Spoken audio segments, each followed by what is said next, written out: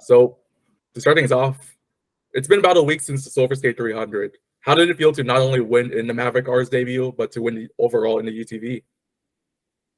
Man, naturally, we were excited and nervous about this opportunity to be the first guys to race in this new Maverick R because you could say that there's no pressure and it's like, hey, we understand racing is racing and anything can happen. But because we're part of the development and we understand the effort that the engineers put in, this was a whole new design in terms of transmission, in terms of the knuckles or the suspension of it. So whether they said it or not, we understood the pressure that came along with this race. And so going into it, I've been in tons of races, and like I know you can get a flat, you can break an axle, you could blow a corner and crash the car. And I've done both. I've won the biggest races and I've crashed a car 6 miles into the race. And so I'm familiar with all of it.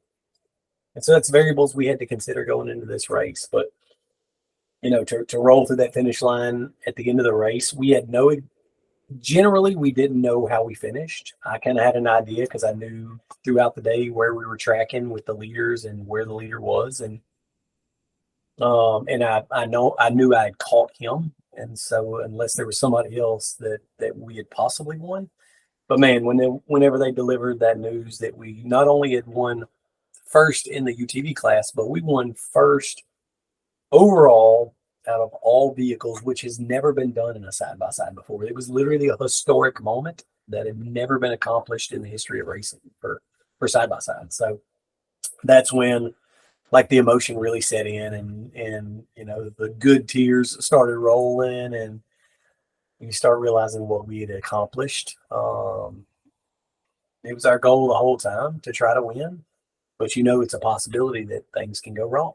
I've always told everybody with racing, there's 10,000 opportunities for something to go wrong, and it literally only takes one for it to happen. And so for all the stars to align, for us to have a clean day, for us to come out there and win the UTV, which is what we're trying to do, but also win overall was, dude, it was just mind blowing. It was, for me in the small genre of racing, it was life changing to accomplish something like that, So what was your strategy throughout the race? Going into the race with a new car, we knew that there was going to be a learning curve. We knew that, we only had limited miles on this car because it had only been actually released for a few weeks. So we couldn't be out there testing the car before it was released or anything like that. And then we were building a race car after the kind of release happened. So we had limited miles in the car. So we knew there was going to be a learning curve at the beginning of the race of getting used to it and like running this thing at race pace. And so, typically my strategy going into big races like this is I know the pace that it takes to win a race because we've won so many, and you try to stay just below that to conserve the car. And so, getting used to the car, kind of running conservative pace. It was go out there, feel the car out, kind of see where the field is shaking out, and then make our move from there. And so as the day went on, we kind of figured out who the leaders were about 100 miles into this 300-mile race. And so when I knew like, all right, here's where the top guys are from pit to pit, which is roughly about 30 to 50 miles apart, I would have my chase crew update me on time spreads of like, hey, how far are we from the leader? So from one pit, we would be 3 minutes behind. And then I would push hard to the next pit, and then we would be within 45 seconds. And so I was like, okay, now I know what the leader's pace is. Now I know what I need to do to win this thing. And so going into the last 100, we were a couple of minutes down, and I'd already made up, a few minutes on a couple of different pit stops. So I was like, all right, cool. When we were in the last 100, I knew like, this is when I have to live by the motto that I preach, which is checkers or wreckers, which is what a lot of people know me for, is either I'm going to win a car or I'm going to crash. I'm going to win a race or I'm going to crash a car. And so everybody knows I race checkers or wreckers. And so going into that last 100, we were down by about 2 minutes, and I knew like this is decision time. I've got 100 miles to either do this or do we take it easy and make sure the car gets the finish and make sure we finish the first race in the Maverick R. And man, at that 100 miles when my crew said you're down by 2 minutes, you got to decide what you want to do. That's when I knew I have to live by my own mottos, and I got to go checker the record. So that last 100 miles, man, we freaking turned it up. We pushed super hard. We picked off all the cars in front of us, and the guy that had been leading all day, as we came into about 10 miles from finish, I could see his car. And so that's when I realized, like, all right, we caught the leader. He's definitely not going to beat us. And so it was that hard push at the end. So, just to quickly summarize, it was conserve the car, take it easy, figure out the pace, and then at the end, we knew we had to turn it up, and we did. And we went full in, and fortunately, everything worked out. So by the end, how was it to sweep the entire podium with your Can-Am teammates? In a car during a race, you're focused on, I need to do good. I have to try to win this race. That's just the pressure you put yourself in as I guess what people would consider one of the top racers. And so the entire time I was thinking our strategy, sticking to the game plan, making sure we take care of the car, making sure we're catching the leaders. And then to, roll across, find out that we won. And then just shortly after we find out that Field took third in the Maverick R, and then another one of our Can-Am teammates took second. And so we overall swept 1, 2, 3, and then overall swept 1, 2, 3 in the pro turbo class.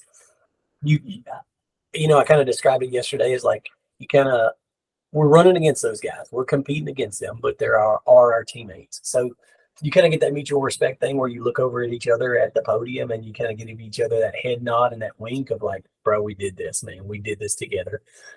And win, lose, or draw, like I would want my teammates to win if I wasn't going to be able to win. And I think they have that same mutual respect for me of like, if they weren't going to win it, they would want to see me do well. And so, we all hugged as teammates, and you got to give that head nod of like, man, I was running against you, but I'm also pulling for you. So I was super happy to see that not only did we do well, but our teammates finished well too, man. And it's just, another feather in the cap of Can-Am did a podium sweep overall, and it made for a good day. Now, on the topic of the overall, there was only like a single trick truck and a couple of 6100 cars in the field. There's surely going to be some people who will try to like put an asterisk on the win for that reason. But do you see it more as like taking advantage of what was laid out in front of you, and the win is a win? Yeah, those are variables that we can't control, and so I've always been a person that you can't sweat the small things in life. And yes, there was only one full-on trick truck, and I think 2 or 3 spec trucks, and so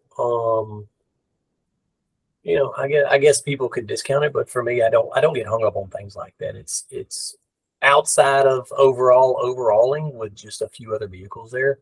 We still overalled all UTVs, beat all competitor units, beat all other classes.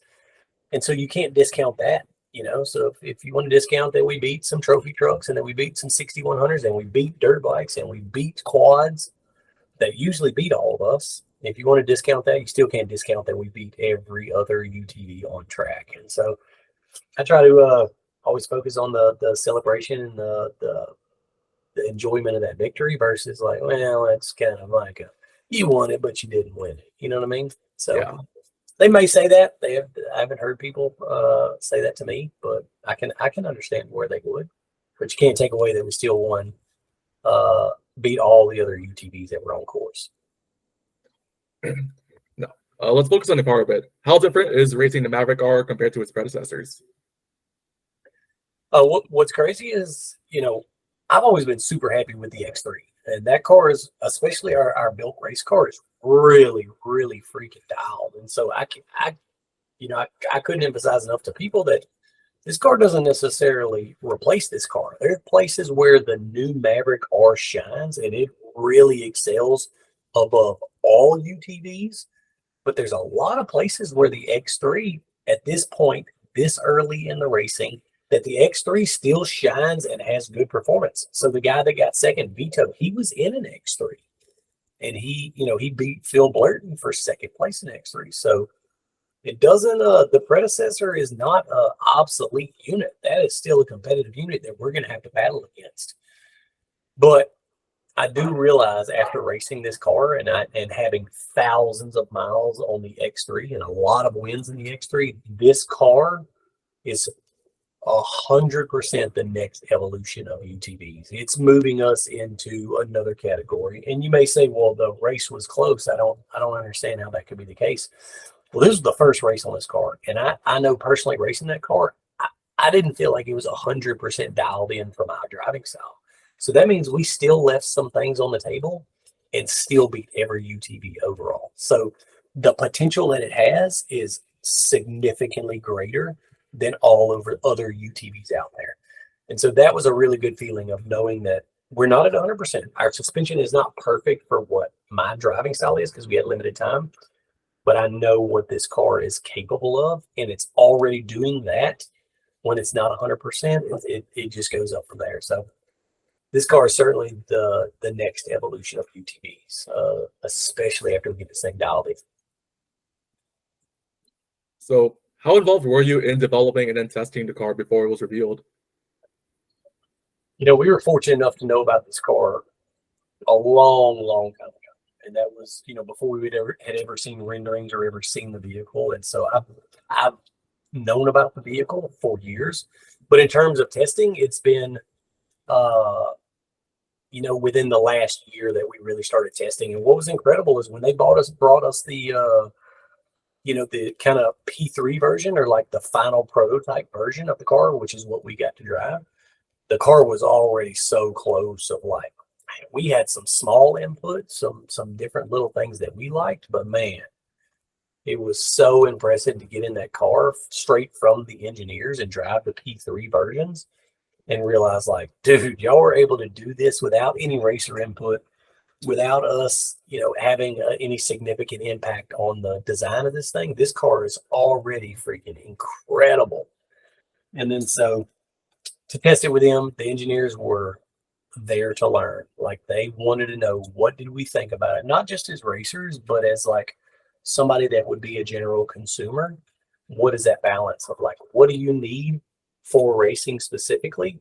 And what if that translates to like a production model end user? And so it was incredible to work with the engineers, and those guys had pen and pad out. They were taking notes, and to see the final version, like the full production models that we raced, and to kind of see little touches that you know you had some input on, and it was such a cool experience, you know. So were there any differences in the Maverick R that you raced that was prepared by S3 compared to, say, the one that's going to be available for everyone else to buy? I mean, generally, no. It was pretty well a stock unit. So we used the stock shocks, and we had our own valving put into the shocks because we are driving harder, and I don't want to break anything. But generally, we put some little, you know, gusset kits. We have to have all the safety requirements, but it's strengthened some things that we would do anyways. It doesn't matter if it was the Maverick or if it was any other unit.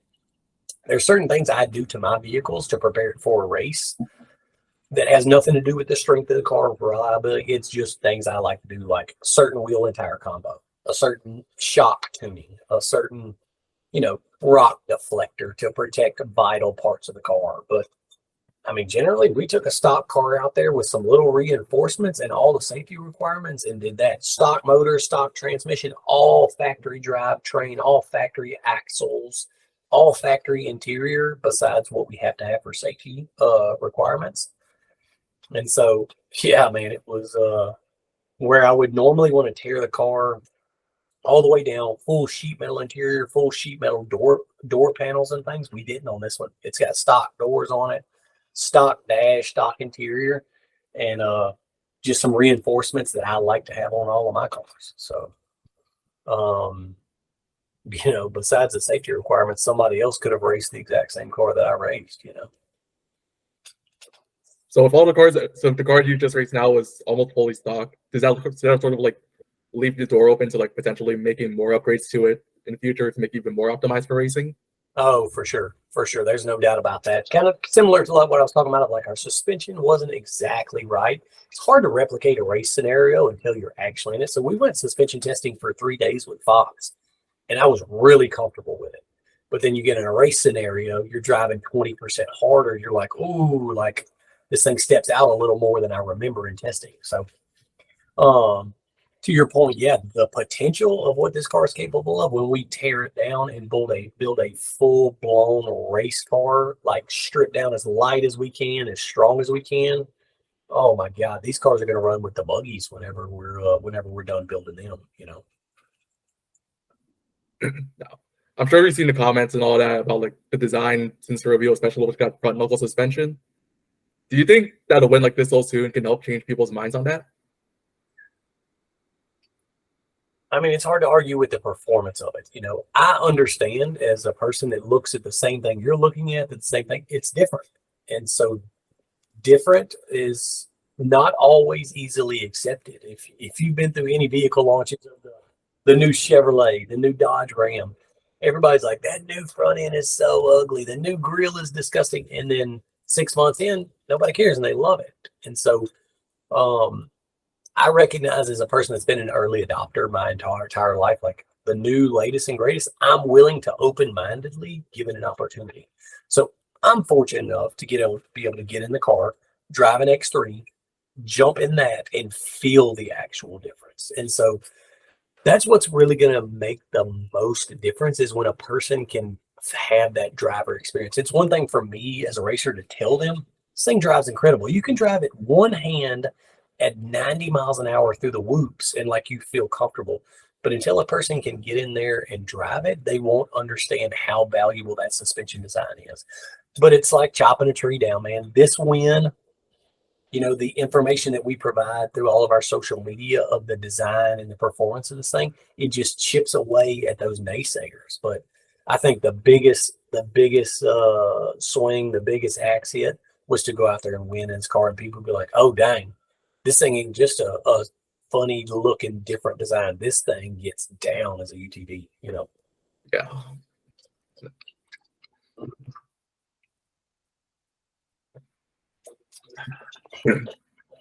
Yeah. It seems like all these manufacturers have been introducing new, far more competitive UTVs in the past year. Like you got the Maverick R, Polaris has its Pro R factory, Honda's got their new Balance and Speed UTV's got their thing going. What are your thoughts on the state of UTV racing and how it's grown in recent times? Man, you know, there's two ways that I look at it. It's in terms of racing and it's in terms of like the general public. And because I own a company, S3 Power Sports, that builds aftermarket parts, that builds full turnkey race cars, I have to look at it from both sides.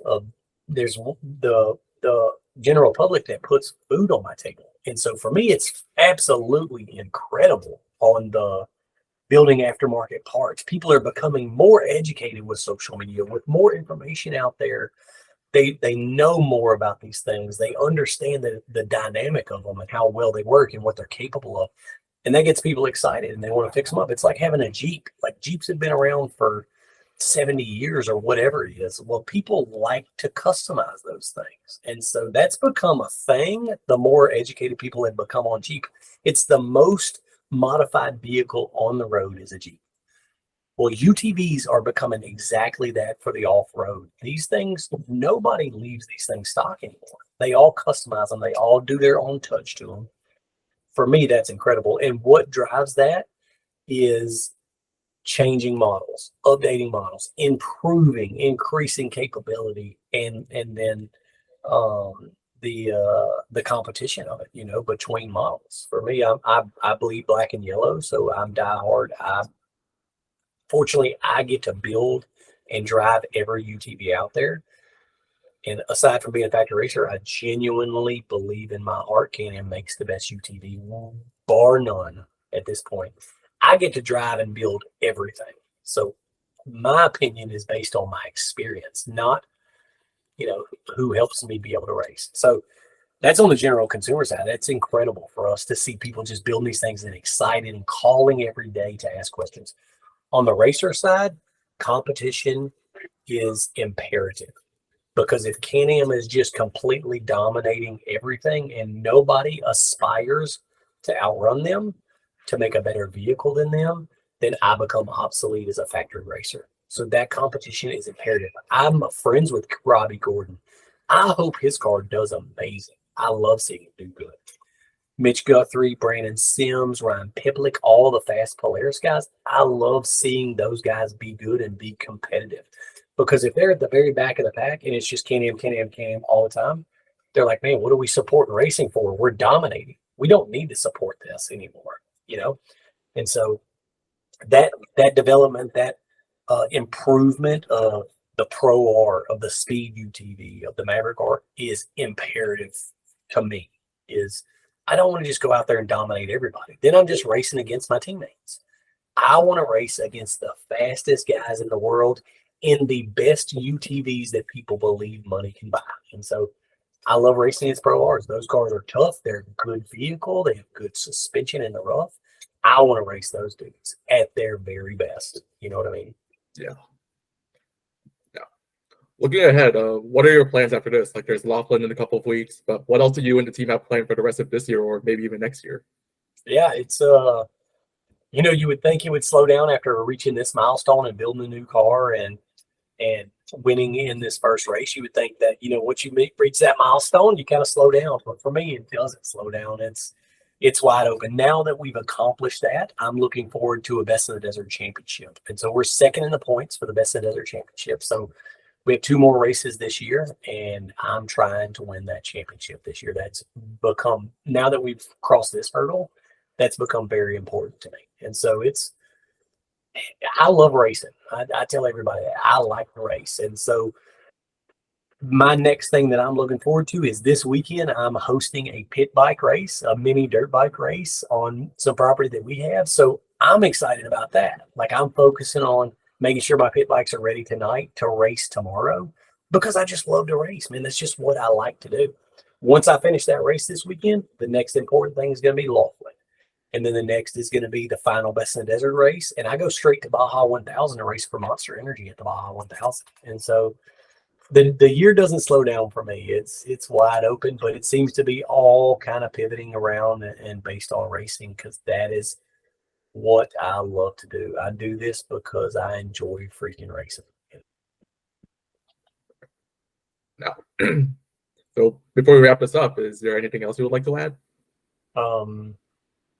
I mean, aside from the car stuff, I want you to know that I appreciate the opportunity to talk with you guys. This is such an important part for me because, you know, with your help is how I get to keep living a dream that as a child was not possible for me. I do not come from money. My family couldn't afford. I used to love going to the dirt track races with my dad and watching, but we couldn't afford to race. I used to go watch the quads race, but we couldn't afford to get one.